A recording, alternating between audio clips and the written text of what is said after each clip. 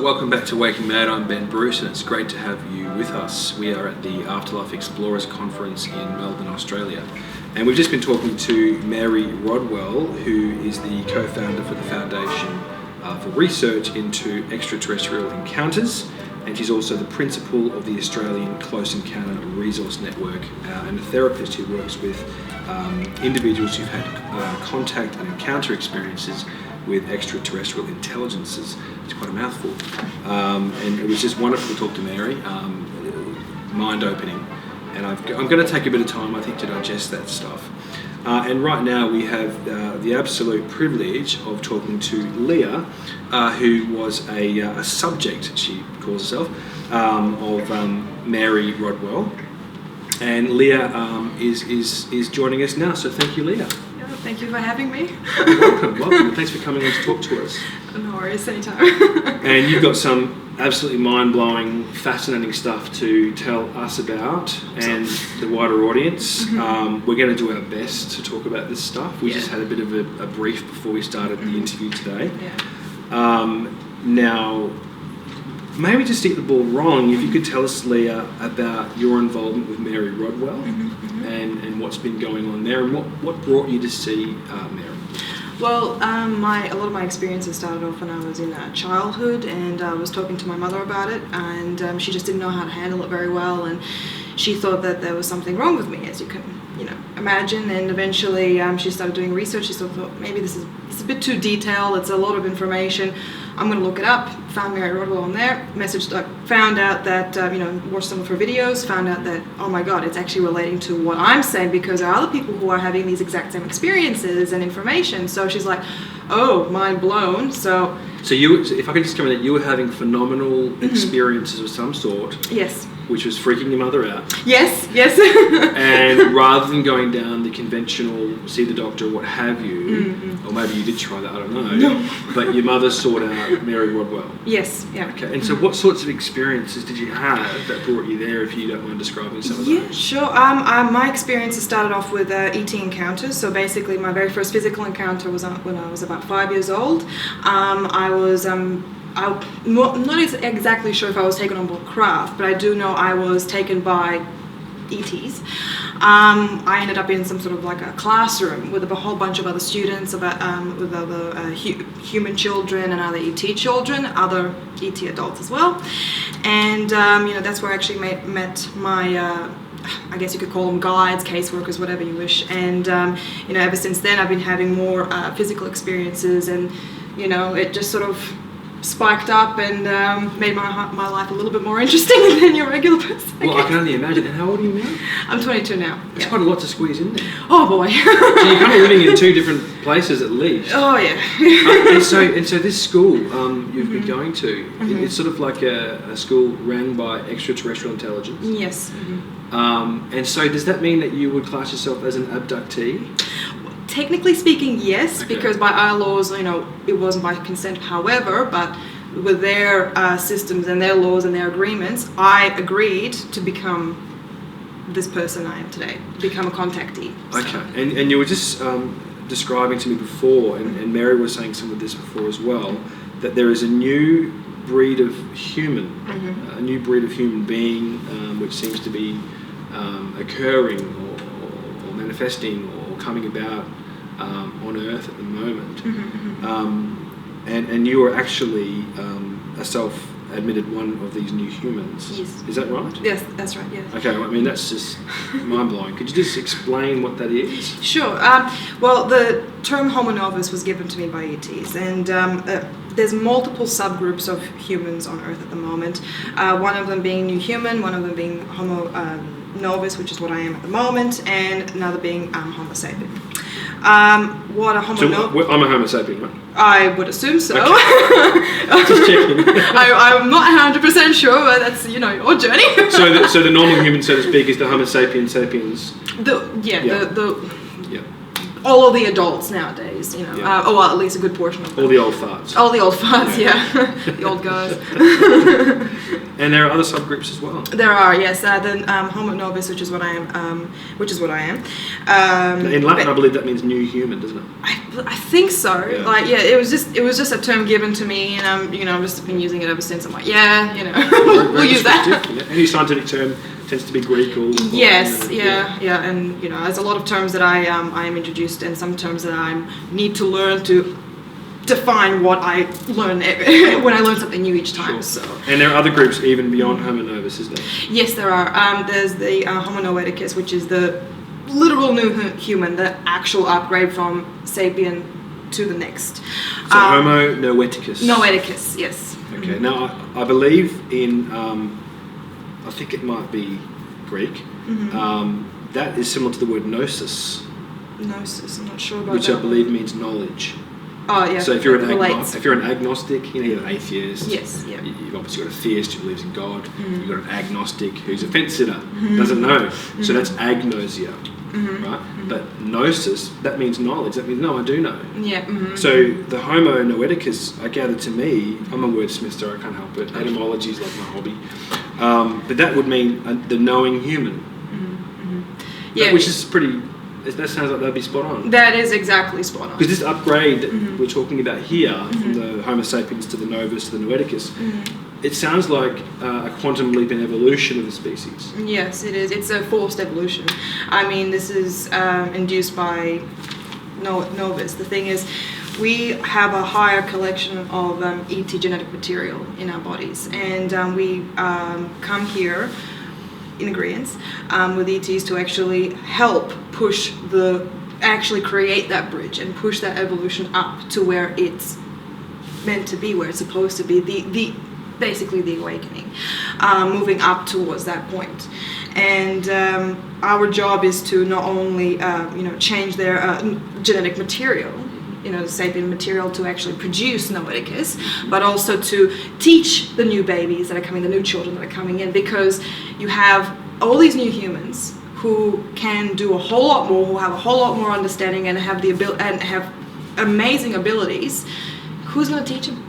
And God knows we need it, because the old model's about to destroy the place, right? Exactly. And the so I for one, am very grateful that you guys are coming here to help us out, because we could do with a bit of a shift in consciousness, right? That's a great help, I reckon. Because there's nothing more dangerous than having a group of advanced individuals raised by barbarians. So it's a bit hard word. So it's a harsh word. I'm sorry. It's like a wordsmith. Like I'm a writer. Yeah. I believe you study professional writing. I am. And this is only going to help you express and explain yourself. Exactly. And describe your experiences and disseminate them even more. So yes, I'm just trying to materialize what's happening up here.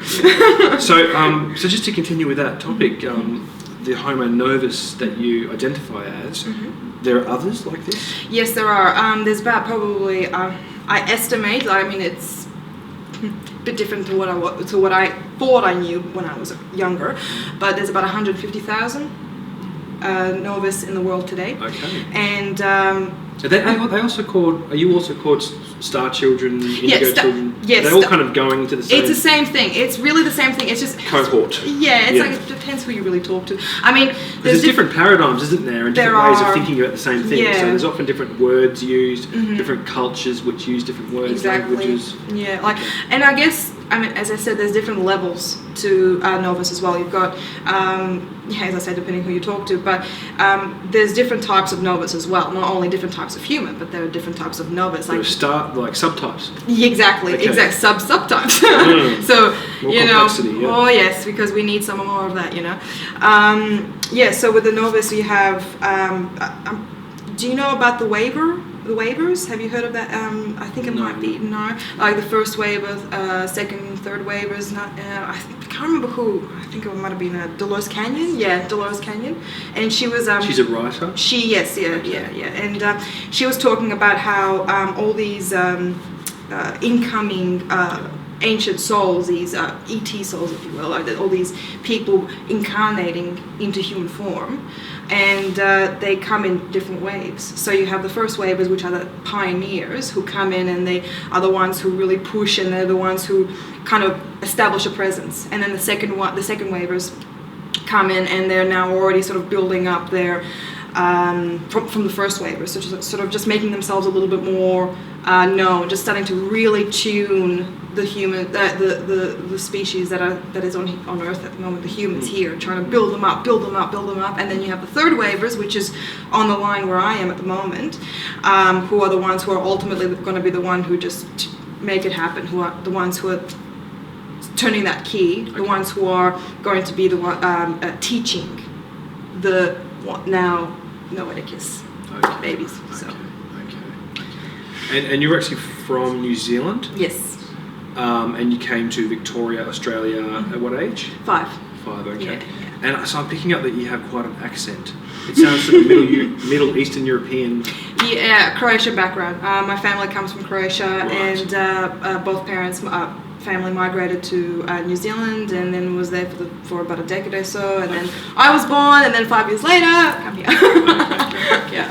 I thought that, you were talking about some phenomenon which is manifested in your life, and I was just wondering if the way that you were exhibiting an accent might have been part of that phenomenon. Television, that's as far as Okay. it goes. So, all right. you know. Well, that's very good. Okay, well, we'll just strike that out. So, having said that, though, you were talking about earlier a phenomena which is emerging in your life, so paranormal phenomena, especially memories of past life experiences. And do you want to just, I know it's a very broad question. Oh, it's a whole other one. Would you just tell us, as being the Homo novus, the bridge in a sense between the sapiens and the Noeticus, what sort of phenomenal experiences have you encountered?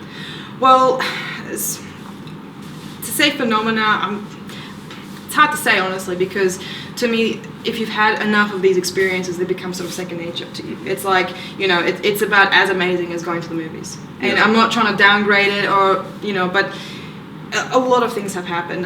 It gets a little bit old like, hat. It does almost, and it's just like, and I don't want to make it. Well, no, it's normal still for you, amazing. isn't it? It becomes normal. I mean, if you've had it, like I'm certainly not the only one who's had multiple experiences in one lifetime, and eventually it just sort of molds together, and it just sort of makes it like, oh wow. Well, maybe the better question to ask then is what is different about you compared to sapiens? Myself. Well, Novice, I would.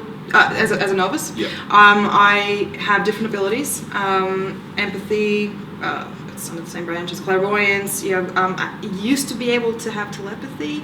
I'm also in contact with ETs, regular contact. Such as the school you were talking about earlier? Yes. I have astral visitations, both me going to them coming to me. The physical stuff doesn't happen as much anymore as it used to when I was really little. But the telepathic links, man. Telepathic links? Yes. Oh my god. Okay.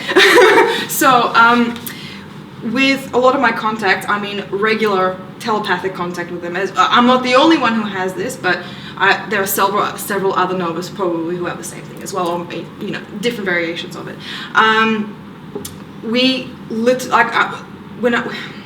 Let's see if I can explain. But Where do you start? It's hard to. It's like we don't. No, I'm just sensing. How do you even put this into language? It must be very difficult. It is. You're talking about paranormal, phenomenal capacity, which probably the English language or any language we're really designed to describe. Multi-dimensional stuff, exactly. I gather. Yeah, it's discussing non-verbal communication in a verbal communication form. It's very hard. So when I am in contact with them, it's an exchange of thoughts, feelings, and when I was younger, I thought that was a form of mental illness, the whole voices in your head kind of thing. But as I grew to understand a little bit more about mental health, it was quite different, because I was associating to what, the journals, what medical journals, psychological journals were saying about, certain mental illnesses I wasn't experiencing that. So I was thinking like, okay, maybe there's something a little bit more to this, and not just that, but with my contacts with them, I just started to talk to them. Like the ET contacts. Those ET contacts. You mean you would talk to them just anytime? Yes, anytime. Okay. You'd like tune in, like have a chat, like it's like a phone call. It was almost as casual as that. And this is a telepathic link. Yes. Like a telephone. Yeah. Oh, yes, like a telephone. Or telepathy, telephone. telepathy. Makes sense. New invention there. So, so you're having a telepathic link with ET? Yes, yeah, with several of them actually, and and they all have their own personalities. They have their own backstories. They all have their own histories, their own families, their own jobs. Hopefully, not their own mortgage, but it was just something. Hopefully not. But it's just it demystified them to me. Like it was like when I talk to people who are interested in this ET subject, they always talk about how like an illusion or like mysticism behind them, kind of make them a little bit almost supernatural, I guess, like something airy fairy, whatever. But with me, it was like, no, man, they're like your neighbor. It's like when I start talking to them, and when I start talking to other people, especially when I start talking to other people about them, they're like, oh man, that guy sounds like a dick. Oh man, that sounds like a girl I would definitely party with. You know what I mean? It's just they're people, and it just So you don't really discriminate by the sounds of it between human beings or sapiens and extraterrestrial intelligence. Not at all. You just see them as conscious beings with personalities and identities. Exactly. I mean, you've got some people who are not, you won't get along with. Some people you do get along with. Same with humans. Okay. All right. Okay. Yeah. So these are the phenomenal capacities that you have. Oh yeah. And does that mean that you're bringing in, new information, or you're privy to stuff that the rest of us is not privy to? It's look. I'm learning every day. This is something that I am. With what I have learned so far is always subject to change because I learn something new every day. But as far as expressing my experiences, talking about my experiences, telling other people about them, they haven't changed. It's the same. It's the same thing over and over and over again. You can ask me in the next 5 years, it's going to be the same story. And that's, I guess, the difference between somebody who's actually, making it up, making in a fantasy world, as opposed to someone who's actually, had that experience. So, yeah. Okay.